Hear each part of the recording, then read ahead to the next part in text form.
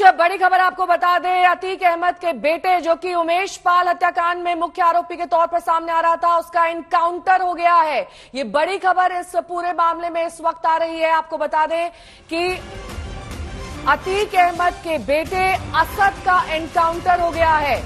लंबे वक्त से असद की तलाश की जा रही थी। सीसीटीवी फुटेज में असद गोलियां चलाता हुआ उमेश पाल पर दिखाई दे रहा था। अब अतीक के बेटे असद पर यह बड़ी कार्रवाई पुलिस की। लंबे वक्त से तलाश थी इस मुख्य आरोपी की और अतीक के बेटे असद का अब यूपी एसटीएफ ने एनकाउंटर कर दिया है। अरविंद ओझा मेरे सहयोगी इस वक्त तमाम जानकारी के साथ जुड़ गए हैं। अरविंद, क्या डिटेल्स मिल रही है इस एनकाउंटर के बारे में? कहां यह एनकाउंटर हुआ है, कब हुआ है?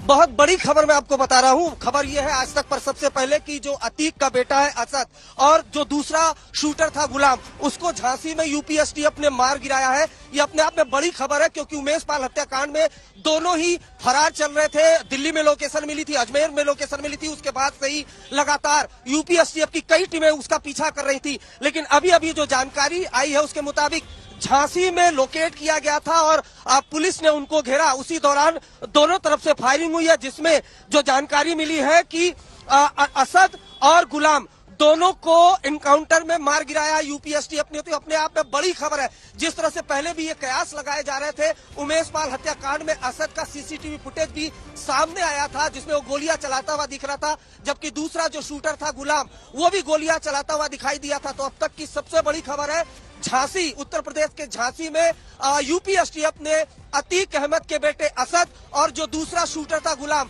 उसको मार गिराया है। एनकाउंटर हुआ है यूपी एसटीएफ के बीच। बकायदा 5 लाख का इनाम था उसके ऊपर। अब तक ये सबसे बड़ी खबर है। उमेश पाल हत्याकांड में अतीक के बेटे असद और शूटर गुलाम को एनकाउंटर में यूपी एसटीएफ ने झांसी में ढेर कर दिया है। नया लगातार दोनों ही प्रयागराज में बकायदा जब उमेश पाल की हत्या हुई थी उसके बाद फरार चल रहे थे। उसके बाद यूपी एसटीएफ की कई टीमें लगी थी।